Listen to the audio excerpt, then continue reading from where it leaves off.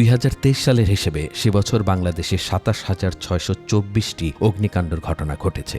সে হিসেবে দেশে দৈনিক প্রায় 77টি অগ্নিকাণ্ড ঘটেছে। আগুনে নিহত হয়েছে 102 এবং আহত হয়েছে 281 জন। এই সংখ্যা আশঙ্কাজনক এবং এর চিকিৎসা ব্যয়ও বেশিরভাগ মানুষের নাগালের বাইরে। বাংলাদেশে তেলাপিয়া মাছের উৎপাদন ব্যাপক। মৎস্য অধিদপ্তরের তথ্য অনুযায়ী প্রতি বছর দেশে প্রায় 2 লাখ মেট্রিক টন তেলাপিয়া চাষ হয়, যা পোড়ারোগীদের চিকিৎসার সহজলভ্য কাঁচামাল হিসেবে ব্যবহার করা সম্ভব। দেশে পোড়ারোগীদের চিকিৎসা খরচ কমাতে এবং সেবা উন্নত করতে এই প্রযুক্তি কার্যকর ভূমিকা রাখতে পারে।